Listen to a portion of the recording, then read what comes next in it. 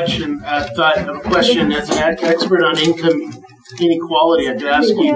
I read an article recently saying that this article thought the most relevant measure of it was not so much comparing individual incomes to each other, but households, specifically households of married couples where both members were, like white-collar professionals who worked full-time. And they thought that we were heading towards a society where that sort of household was on top and creating policies to maintain itself in that position. So you're saying that dual income earners are generating policies? Was that the question? That was part of it, yeah. But you're saying that if you look for inequality, what you'll find is a really big gap between, married upper class, yes, professionals and people who are not married, or they're married, but one person doesn't work full time and the other one does. Absolutely. And I think that brings up a good point, which is that it kind of depends on the group of people or the demographic, characteristics that you're looking at. So looking at income inequality over 300 million people, again, it's not entirely helpful. I think subsets of that help us. There's an interesting study done by economists within the last 10 years from Brookings, and they said in the United States, there's a couple of things you can do to almost guarantee that you are not poor, at least not in the long term. And it was finish high school, even if it's a GED, work, no matter what it is, if it's shoveling driveways, in the winter for cash, just work, get married.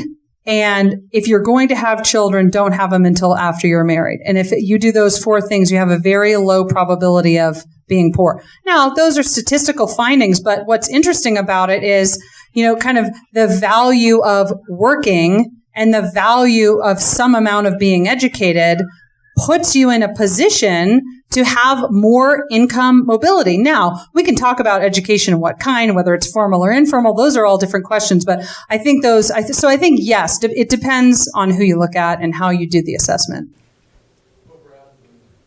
Dr. Bradley, thank you for being here tonight. You have clarity and very concise way of explaining all these different types of things.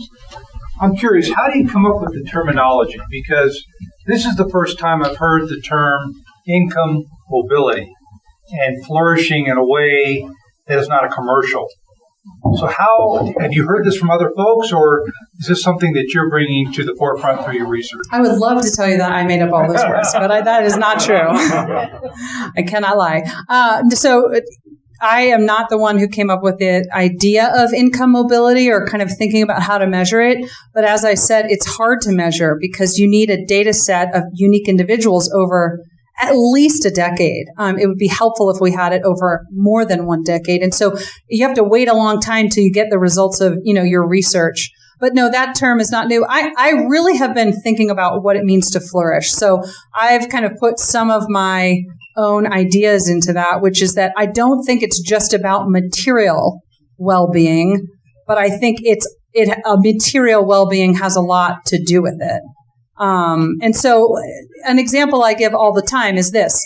If you're a woman living in the Democratic Republic of Congo right now, this is probably what some of your time looks like. You wake up with children in tow. You have dirty, kind of old gallon jars and jugs, and you walk to a water source. And in the water source, you're going to get the water that your family's going to need to cook, to drink. It's where animals bathe. It's where the whole town bathes.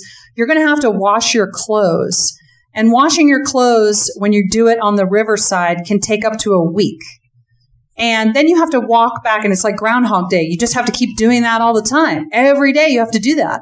So to me, if I think about that, I think really the problem isn't just that this woman doesn't have material well-being or a smartphone. Yes, the smartphone would help a lot. And we have research that suggests that smartphones are really revolutionizing Africa, among other places. But it's that she has some kind of creativity that she wants to unleash on the planet. I'm making that assumption, right? That whether it's to be able to school her children without the fear of having to, give them dirty water, or whether it's she wants to sell crafts, or whether it's she's the next Einstein but trapped in poverty. We don't know. And that's the biggest cost of it. So I think flourishing is about a much bigger picture than just, income. But so that I put kind of some of my own thought on. But even this idea of consumption equality, economists are starting to use that term and try to understand what it means to measure it. For Alan and you, sir, and you, sir. No. Oh, sorry. Hi, Adam. Sorry. Thank you so much for coming here. This has been an excellent presentation. At a cocktail party, someone walks up and says, the greatest problem facing our country is income inequality. What's the 30-second, 90-second answer we can contribute to that conversation? Yeah, that's a good question. I would say, Give me all your money. Give me all your money. Oh, that's a great answer. Just say, I'll solve it for you right now. Give me your wallet. Say that, and then say, I would say income inequality is not a nuanced understanding of how people are doing. And by the way, isn't that what you care about? Like, I like to answer people with a question. What do you care about? I suspect you care about your family. I suspect you care about your community, or you care about the poor, and so let's talk about how we best help them. The way we best help them is to really focus on mobility. How do we, kind of unleash people from the traps of poverty? The war on poverty was brought up earlier. I think that the war on poverty has been a gigantic waste of resources and actually traps people in poverty. So you have to come back with the economic answer is, what is your end? Right? Your end is, and a lot of people might answer that differently. I can't imagine anybody saying, I want perfect income equality. I've never actually had somebody tell me that. So you have to figure out, what are they getting at? I think sometimes it's a ruse for, I don't like rich people. They should have to give back more of their money. And then if they say that, you say, well, what is your goal with that? Do you think it's just bad to be rich? Or, so then you can, I think, peel the onion. But I think in a gracious way, because if, I like to pound people with my free market hammer as well, but that doesn't always convince people, so you have to have, I think, just kind of coming back and saying, well, what do you really want? What do you want to accomplish? Let's talk about the means to get to that, because that's the power of economics. It helps us do that. My question is on guaranteed minimum incomes. Mm-hmm. There's a lot of discussion out there today that we need to raise the minimum income across the country. And so I noticed that you taught at Georgetown, and have a daughter that goes to school at graduate school at Georgetown. And she and I had a pretty remarkable discussion about guaranteed incomes just recently when she came home from her first year at the School of Foreign Service there. So my question to you is, how do you respond to guaranteed income? Yeah, it's such a hard. And can you just repeat the question real quick? Yeah, sure. So the question was, how do we respond to this idea that we should have a minimum income or a living wage? Some might call it minimum wage, falls into that kind of conversation. How do we respond to that? And so the first thing I would say is, and obviously your daughter's intentions, but let's just say you're having this conversation with a stranger. I think the best thing, what I've learned a lot from Russ Roberts, who's an economist, I said he's at the Hoover Institute now, is about kind of having empathy in the way we talk to people when we're trying to convince them of what we believe to be true. Again, it's not pounding them with the hammer. It's saying, and so I think the place you start is you're assuming the best about them. We want to assume that they actually want to care for the poor. And I think that's right. I think most people who say, I think we should have a living wage, actually, especially the average voter, they actually care, and they want to put their head on their pillow at night and say, I voted for that. I did something good today. The problem is it doesn't accomplish good. So that's where you have to go. It's where you have to go with minimum wage. It's where you have to go with living wage, because economic growth is not jump-started by wealth redistribution. And there's empirical support for this. So I always want to go to the empirical data to back me up, but I also don't know that that's emotionally convincing to people. So I think what you have to say is, I know you want to help the poor. I know you want to guarantee that people have a roof over their head and get to go to the doctor when they need to and have food in the refrigerator. We all want that. The question is how. And the problem, let's just talk about the minimum wage, because we understand what it is. There's a lot of different proposals about living wages, but minimum wage, Seattle, $15 an hour. $15 an hour on April 1st. This is a good intention, bad result. The good intention is that we want to help people who are at those lower income quintiles. But the result, the consequence, and there was a couple of economists who did some research on what was going on in Seattle. This was going to increase the average restaurant owner's cost of doing business by 47%. Can you imagine a business owner who overnight had a 47% increase in their costs? What do you think they're going to do? They're going to close. They're going to get iPads instead of servers. Robots. They're going to do all these things. And so the thing is, we can want to do good, but, we have to actually accomplish the good. And so I think that's where we have to say, hey, these are good ideas, but the consequences of minimum wage and living wage is they actually hurt the very people we are trying to help by unemploying them or by closing a restaurant. So, now we have fewer alternatives in terms of places to go out to eat. So you can't bleed water from a rock. Wealth has to be created by people serving other people. We can't just wish it and say, here, I want you to make more money, so here it is. Because that money has an opportunity cost. It has to come from somewhere. So I could talk about that all night. I'm not sure how convincing that would be, but I went to I was invited to a pastor's luncheon, and somebody asked me this question. I thought, oh my gosh. The guy said, I've been a pastor my whole life. I'm coming from a place of feeling like I need to care for the poor. You have to have a minimum wage. Prove me wrong. And I thought, I can't lead to that guy. I can't lead with GDP and price, and this kind of stuff. I have to say,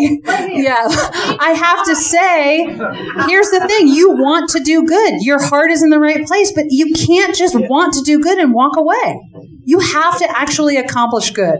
So we have to be accountable to our decisions. And that's a bad policy decision. So that's where I would have that debate. I hope that helps. Who's next? Oh, hi. Hi. So, in recent days in the stock market, you mentioned Uber. Yeah. They're trying to value Uber right now for an IPO. So, since it has a distributed revenue source, people spontaneously work when they want, how they want. Yeah. Complete freedom. The New York Stock Exchange is just going ballistic, and the money managers are, twisted around their own shorts and all that kind of stuff. Yeah. They're more scared, and they mentioned it today. It was an interesting conversation, the Uberization of industries. Yeah. So what happens to our economic system? Peer-to-peer. Peer-to-peer, yeah. I mean, it's a great idea, and everybody in this room loves it, but what happens to the stock exchange and investing in people when you're crowdsourcing and a non-dependable, non-manageable revenue source? Yeah. I mean, your government has no one to talk to, but we have no one to value. Yeah, I don't actually know how to answer your question other than to say, so I don't know what the immediate kind of stock market implications are, I guess. But my question is, how do we think about it in terms of flourishing, progress? What are the opportunities? I do think that the reason that a lot of, government is leery of this type of thing is because it's harder to get your hands on it and control it. And it's very much a kind of a cronyist story in that the existing business owners in whatever industry we're talking about, they side with the government on that one and say, oh, let us help you. You can trust us. We've been here forever. My cousin actually opened a food truck in DC. So food trucks have been a big deal there for not very long, 5 years or so. And, I saw him, I don't see him that often. I saw him at Thanksgiving. He said, and I think I'm a libertarian now. And I said, why? And he said, well, I have this food truck and they are killing me, basically.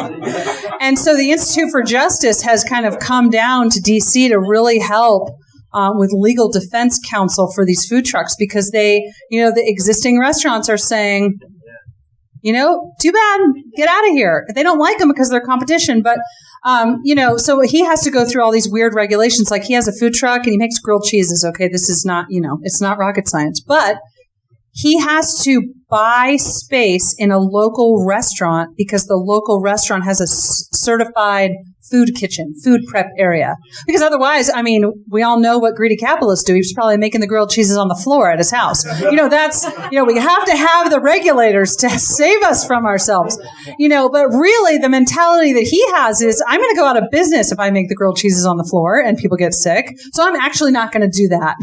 But he says it just, the cost of doing business goes higher. So it was harder for him to establish himself. So I think the regulators are pouncing on this because I could see them very easily making, a kind of, well, we don't know, how does the stock market assess the value of this type of stuff? I'm not as worried about that. I say, let's just do it and see what happens later. Maybe I'm too risk averse. Yeah. Or risk loving. Hey, thank you for coming out and speaking. This was excellent. Back in college, I did a thesis on the flat tax, and every human marker improved except Gini, and now I know why that was the case. Because the genie's stupid. That's the takeaway. Don't say that. But my question is, a few months ago, there was gravity payments. I think it was in Oregon or Washington. They were the big ones in the news about having their every employee would be making $60,000 no matter what. Yeah, I heard about this. My question is, wanting you to look into the future, what do you think is going to be a huge issue that they're going to be running into?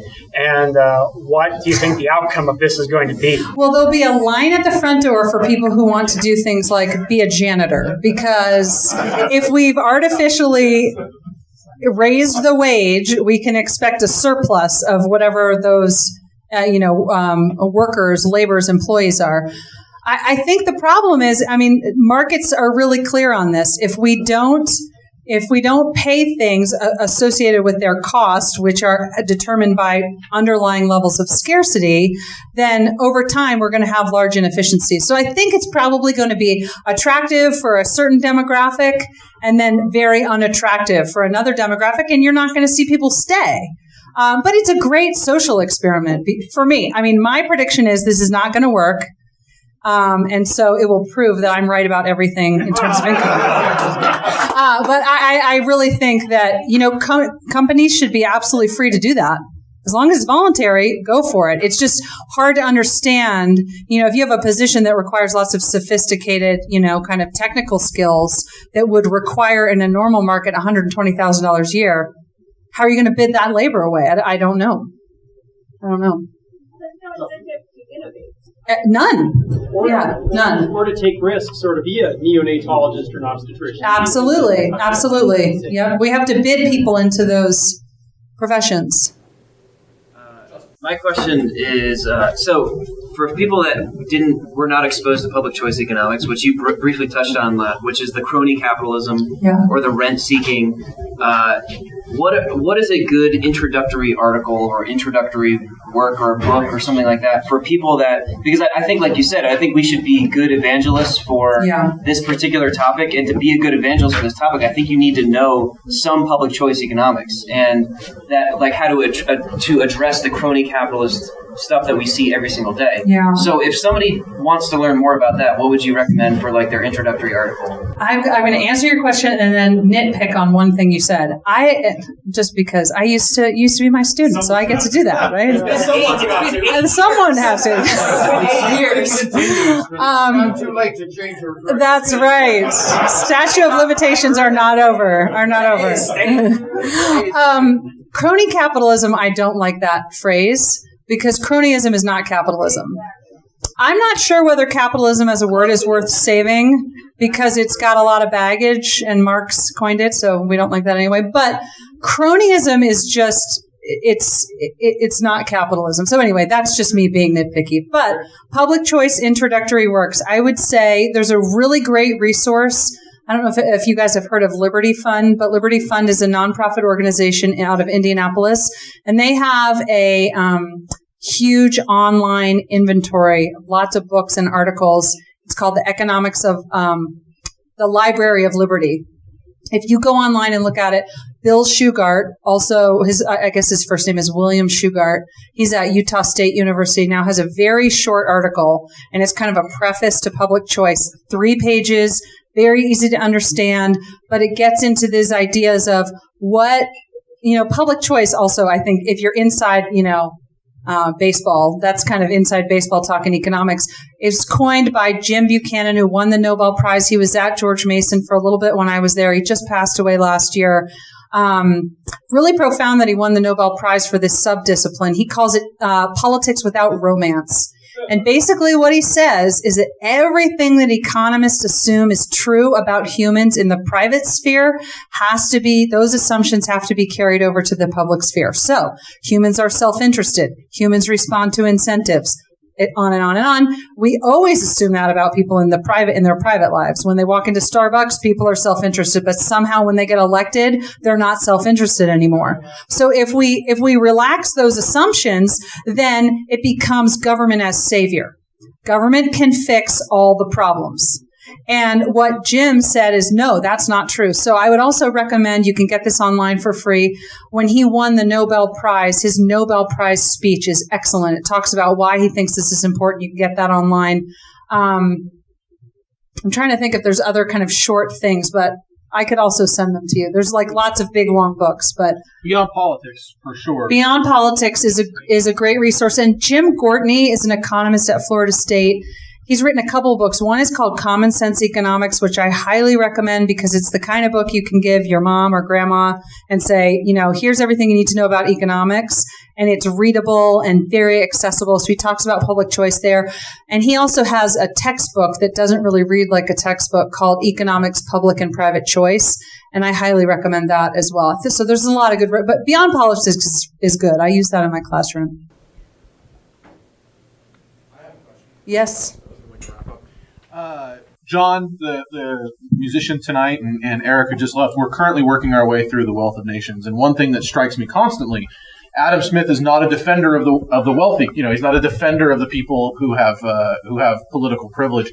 And I wonder, and maybe you can ask, because it seems like you're moving in a much better direction. It seems like we as economists have failed to make the case for human flourishing, right? Yeah. We love to talk about GDP and demand and, you want to raise minimum wage, but that's not going to work because here, see this graph. Yeah. Do you see the economics profession, especially the pro-liberty part of the economics profession, going towards a more human flourishing, well-being type of defense of free markets? I think you're absolutely right. I think people don't go to bed at night and say, oh my gosh, GDP in the United States is this, and I'm really freaked out. I don't know what to do. People go to bed at night and they say, can I pay my mortgage? Can I get another job? Where am I supposed to go to college? These are the questions that people wrestle with. And those are the core issues that, kind of help us have a flourishing life. Can we achieve the things we want to? So, I think that in the free market economics movement, which is smaller than it should be if we're going to change the world, I think there's a lot of good conversation, because where economists have failed is just talking about efficiency all the way down. Because it makes you come across as kind of just this right-wing Republican, I like the rich prototype, which I think is unfairly levied on economists, but we have to be good articulators of ideas. I mean, that's what I'm all about. It's how do you articulate, how do you have emotion, empathy, passion? That's how we change. How do we have real conversations with people when somebody says, you have to have a minimum wage, I care about the poor. That's a great entry for you to say, let's talk about it. But I think the mainstream economics profession has been lost for 50 years and is going in the wrong direction. So I'm teaching an international economics class this summer. I haven't taught it before, so I was kind of getting my ideas for my syllabus, and I went to MIT to see what they do. And I just found an online international econ course, and I thought, you know what? There's not one thing in here I'd use, because it's all math that undergraduates nor I understand. Because if you go to MIT right now to get a PhD in economics, you're going to be an econometrician. Economics is not about math. Economics is about providing an analytical tool to help us understand the world and help us understand how to make decisions better. So I think math is not the enemy, but it's not economics. And so I think the mainstream economists, these are the guys that get hired by the president because they're fancy. They can do fancy math tricks. And look where that's gotten us. Nowhere good. So they should just hire me. I'm just kidding. Just kidding. Any other questions? All right. Thank you. Thank you, guys. That was fantastic. Thank you very, very, very much, Anne, for coming out and sharing that with us. Thank you, JK, for playing the music for us tonight. That was fantastic. Another round of applause for JK.